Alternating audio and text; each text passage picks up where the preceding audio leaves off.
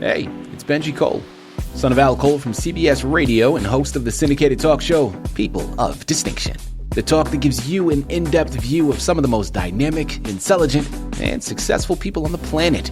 Run to our website, alcoleenterprises.com for more info. Email me at benji@alcoleenterprises.com if you'd like to get involved with what we have going. And as always, please continue to like and follow our broadcast because People of Distinction is a nationally and internationally syndicated show because of listeners like you. Our shows are available across all major podcast distributors as well as YouTube. And if you keep following, we're going to continue to put out the content. We appreciate the support. Continue to like and follow and sit back and strap in because on the line with us today, we have Ben Bacon. We're going to be discussing his amazing book, The Coming. Available for purchase through Amazon as well as barnesandnoble.com. Head on over there, pick up your copies today. And I'm going to tell you why you need to do that in just a moment. Before we go any further, I want to take this opportunity and point out that Ben was brought to our network, People of Distinction, today by one of the best advertising firms in the business. People you already know, I'm talking about Author Reputation Press. So for my writers out there who have written their masterpiece and now you need help moving the book you developed, give yourself the best gift you could possibly give and contact ARP. They're one of the best in the business to do it, and this is exactly what they specialize in. So head on over to authorreputationpress.com today and gather all the ways that their fantastic team is going to help move your creative endeavors. And listen, as I mentioned, it is an absolute pleasure to have Ben here on the line. First and foremost, people, can we all agree that first name, Ben? Oh, my goodness, it's amazing, isn't it? I love it. Maybe I'm biased. But his book, The Coming, is something spectacular. This is an exclusive interview with a brilliant author that has written a gripping fictional suspense novel. And when I say gripping, people, I mean it. This is not a practice in hyperbole. This man's book is going to keep you at the edge of your seat, okay?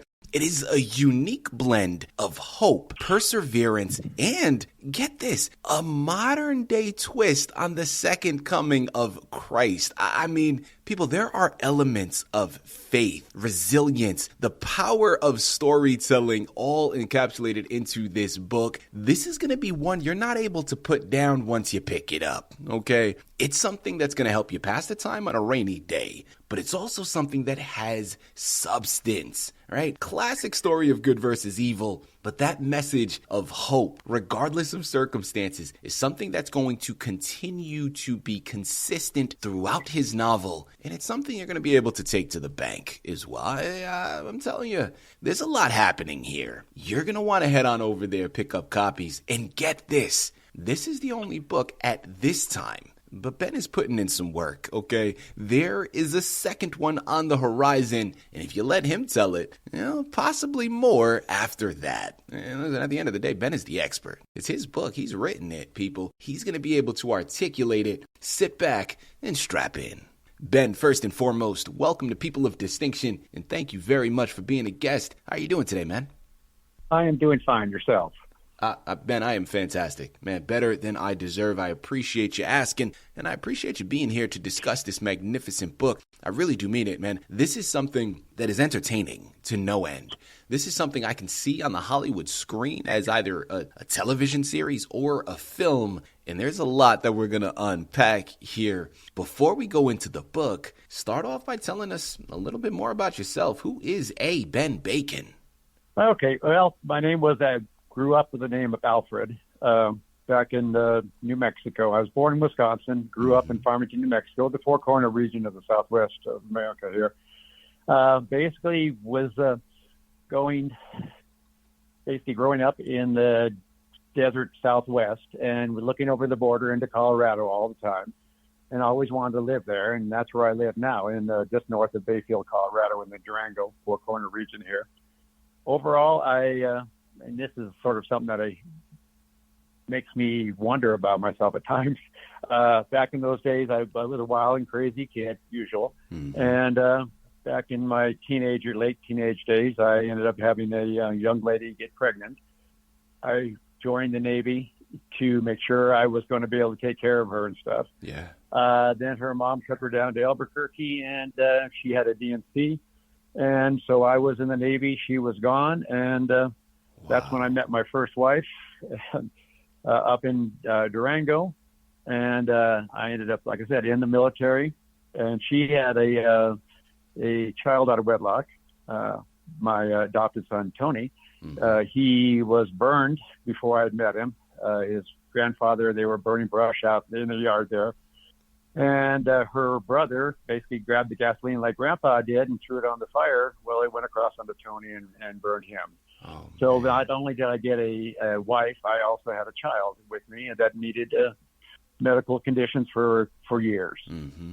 Then once I was in the military, I was an electronics technician. Ended up going to Vietnam. Was off the coast of Vietnam, basically on an oil, ammunition, and explosive, the USS Camden. And we got buzzed by Russian fighters and all kinds of stuff out there. So that was my first real move out of New Mexico. I was out there in the Philippines, floating on board a ship way back when. It was a challenge, and it got me there. I went through nuclear power school, but then the Navy, I actually got zapped by radiation. Turned my badge totally black from the nuclear power. It was backflushed. I was out doing some cleanup work. Goodness. So that went, and then they basically eventually let me out because my son needed constant medical attention, and they let me out in a hardship discharge, and then I ended up going back to school and getting my degree in meteorology. And then once I got my degree, the National Weather Service basically stopped hiring meteorologists. Basically, my job, and that's where I would have gone to work. So then I stayed with the company I was with, just doing title insurance work. And then I saw that the military was looking for meteorologists. So I joined the Air Force and ended up being a meteorologist for them. My claim to fame was that I was a typhoon chaser out of Guam. Flew into 39 full-fledged typhoons, and I almost got my 40th, so I basically had 3 air medals. And then they closed the squadron down, and they asked me what I wanted to do, and then I went and got my master's degree in meteorology at Naval Postgraduate School in Monterey, California. Right up there on the top of my class, and then ended up going to forecast something totally unique. Was over the horizon backstratter radar in Bangor, Maine. I was the crew chief there, basically, in essence, for people that we forecast the ionosphere and the troposphere up there, and for bouncing off radar waves that we could see all the way to Cuba and all the way to Russia and that type of thing. We could watch bombers come in, and that was quite the thing. And then I got out of the military at that point and got into environmental work for corporations. And then I got, basically I had a traumatic brain injury. I fell at a wedding. I had some drinks and stuff, and I fell. And then I fell again, and I had about 6, 7 basically falls. And I got to the point where I was standing in my kitchen one morning after that, and all of a sudden I had to grab stuff and just hold on. As my world went to nothing, I went forward and knocked my front teeth out. And the doctor basically said I would probably not walk, talk, or really function at all in my lifetime. And I lived on medicine like you wouldn't believe, like 3,600 grams of gabapentin a day. And then I had a dream, and I know it sounds crazy, but I had a dream, and I had this image in my mind, and I got up that day and I started painting. I'm a painter, I watercolor and oil and stuff. And I painted what I called after the crucifixion. And then once I did that, everything started moving in my mind, and that's when I started writing The Coming. And at that point, like I said, I crawled from my bed to my chair, sat there. I would cook myself meals that would last 5-6 days, so I didn't have to do anything else. And literally would crawl on the floor back and forth. And I finally said, "The hell with it. I ain't going to live like this." And in 1 month, I took myself totally off of my prescriptions. I mean, the first 2 or 3 days it was very, very hard on me. But after that, it just sort of things started falling into place. I started walking a little bit. Then I took the dog out walking. Then I started jogging, and I lived in Ogden, Utah at the time. And I was that my backyard was the mountain. There was nothing behind me but mountain trails. So I started walking those trails, then running those trails. And when I went back to my neurologist, and I told him that I stopped my pills. And he goes, what? And I go, I stopped all my pills. I said I was becoming a zombie, and I do not want to be a zombie, and I want to live. Yeah. And he goes, okay. And he stepped outside. I heard this yell, a scream, basically. He came back in, and he said, well, since you're not dead, we can go on. So that's sort of where I am now. Ben, it's not often that I am left speechless, but my goodness. Listen, I know you have your plans with this particular series, The Coming, but I see a very impactful memoir in the future as well, because the list of things you just laid out, I mean, wow, man, that is absolutely incredible, and something we would not have believed had we not had you here to discuss it yourself. I mean, that is something absolutely incredible. I have so many questions that I would love to ask just with regards to your background. But of course, the anchor today is all about your book, The Coming. So I'm gonna stay focused here and hone it back in. Let's jump right into that. Now, we're not going to go too much into the storyline itself. People, you got to pick up copies, all right? It's Amazon, it's Barnes & Noble. You know where you got to go. You want to learn about it. But I know one of the underlying, I guess, storylines or themes that are played out is this very interesting interpretation of the coming of Christ, right? The second coming of Christ. Well, that is a story that a lot of us are very familiar with. Whether you're a believer, a religious person or not, you've heard of that story of the second coming of Christ. Well, you incorporate at least facets of that into your novel. I'm curious, Ben, what challenges did you face in this reimagining of this well-known concept for a modern day audience? That was a question I even asked myself quite often because, like I said, I was somewhat, it sounds crazy, but brain dead to start with. And that's the writing. Actually, there was one other book prior to the Coming. It was called Cam's Dragon. I wrote it more as a brain healer. I looked at went back after I wrote all these books and stuff, and I went back to the first starting of the Cam's Dragon, and I looked at it, and it was literally, I would say, elementary to junior high level English at all, if it was that high. But it was one of the things that kept my mind, it was stimulating my mind to think, and then to expand and keep going. And like I said, I picked it up and looked at it, and I've gone through it, and it's only about 100 pages long, but I can see where I grew from, my brain healing, and it's been so much more to do that. But overall, the book itself, to get it going, like I said, I painted the painting that did a big thing after the crucifixion, but I just started writing, and I said, and about Joe and all the characters in there. And then once I started writing, things just started falling into place. And I could find if I got off of what I should be writing, like it's all in my brain already. And if I got off on a tangent that wasn't right, I could tell because it would get to a point and it just wasn't going anywhere. So I'd go back and go back on the main track again. And all of a sudden things were flowing out of my head. I mean, I could just sit there and write.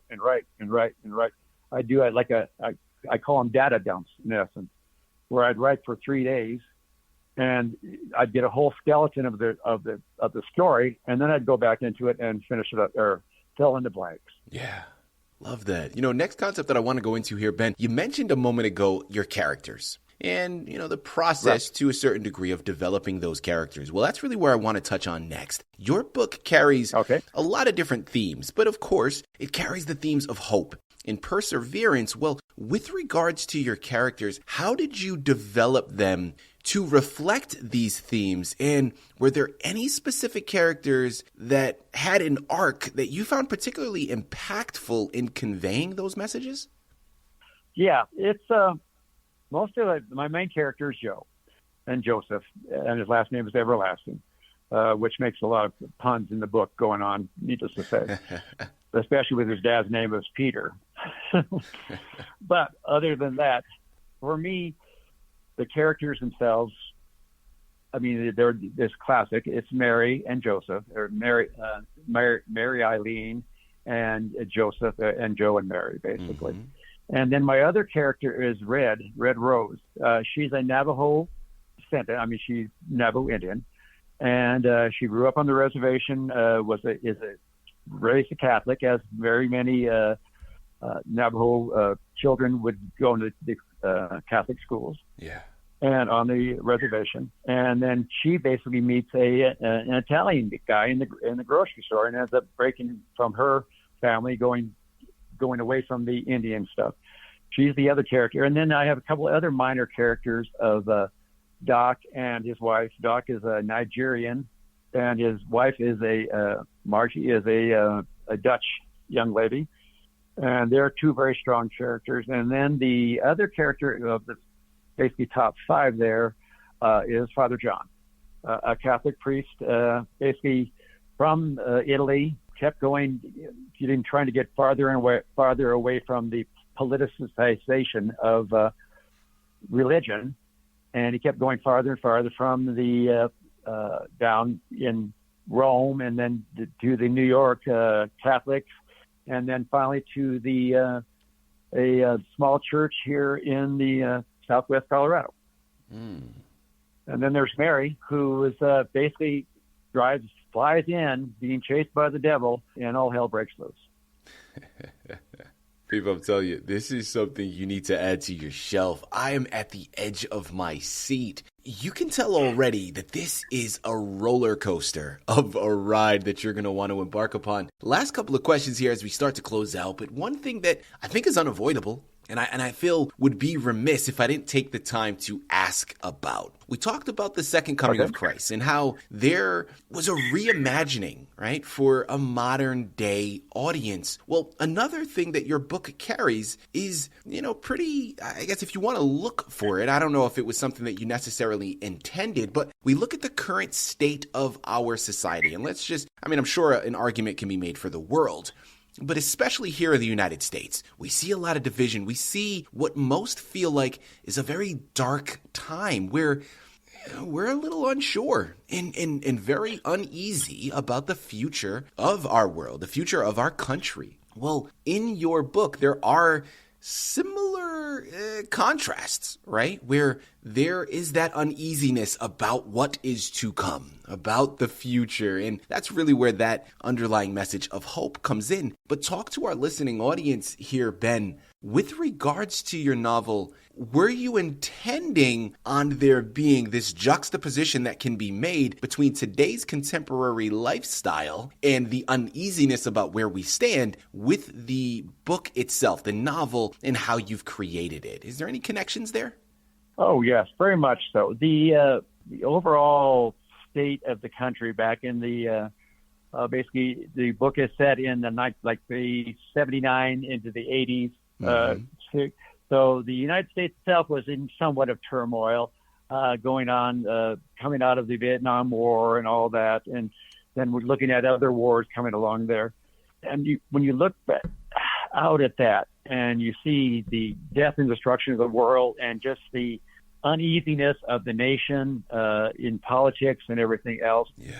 And then you step down to this level, very personal. You got the devil right in the background there, and he's got his minions, is what I use for the word for them. And the devil and hell get very well described in this book, in how that it's, in essence, a business, in essence, instead of just evil and stuff like that. It's basically built on that respect. So today and then, back in the 80s, basically, there is a lot, very much. You look at the book and you read it, and then you look at your newspaper, and then you read that, and you're going, "We could use this."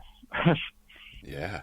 Listen, thank you very much for that. And people, like I said, I have so many other questions that I could go into. Keep going. And, I got to remind myself, Ben, this is not about you. You know what I mean? Like, we're here to talk about your book. And we're also wanting to make sure that there's enough meat left on the bone. And I promise you, people, there's enough meat left on the bone. We've barely scratched the surface. There is still so much happening we haven't here. touched the surface here.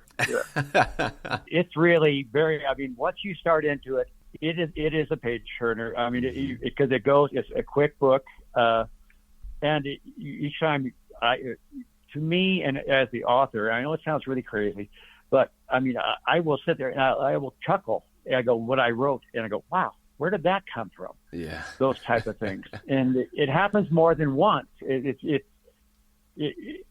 puts me back in my seat at times where I go, okay, boy, that really hit where I wanted it to go, or if I wanted it or somebody else wanted it. That's what it sort of feels like. I'm being guided in this book. And like I said before, if I get off tangent, go tangent off it, all of a sudden, no, it's not working. And I have to get back to the main issue and start writing. Bang, it's flowing again. Mm-hmm. It drives me crazy almost, the fact that I am being guided, and I'm not a person that likes to be guided. People, listen, The Coming is the book that you need to get right now. Well, there is another book that is in development. Now, this is the sequel to The Coming. This one is called The Coming Hunted, and not available for purchase just yet. As I mentioned, still in creation. But as we close out of here, Ben, talk to us about this follow-up book with, of course, not giving anything away, and then your plans for the future. I mean, is it something that's just a 2-part series? Are there 3, 4, 5? Talk to us a little bit more about what's upcoming. The Coming Hunted. It picks up basically right from the last statement in that book, and goes running even faster. Basically, the birth has happened, and so the children are going to be the main point of the story at that point. They're still babies, but for them and everybody around them, they are the number one.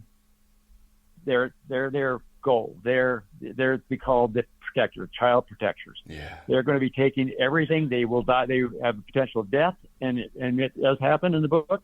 But yeah, the hunted is where all of a sudden, now that the savior is there, they have to get rid of him. And the devil and his minion, Isabella, and she's a character in herself, from her past and history and how she became a minion. So those type of things and other things in relation to her. When I was first writing, and a friend of mine, I said, will you read this for me? Because like I said, I wasn't an English student at all. But what she said, she read it and she got back to me within a day or so. And she goes, this story needs to be told. Yeah. And then she said, I'll take time and I'll help edit it for you. People, there you have it. Like I said, there's still so much left happening here. It's Amazon, it's Barnes & Noble. The book is called The Coming. Check back in frequently for The Coming Hunted. And like I said, check back in even after that, because there are more on the horizon. Ben is putting in work. He's going to keep on putting it out there. And you just need to do your job and continue to pick them up. And I promise you, the moment you pick up the first one, you're going to realize, oh yeah, this is something I want to add to my shelf. Head on over there, pick up copies today. You have a Ben Bacon to thank for all of it. Ben, this has been a true pleasure, man, an absolute delight. Thank you once again for being a guest on People of Distinction. Thank you.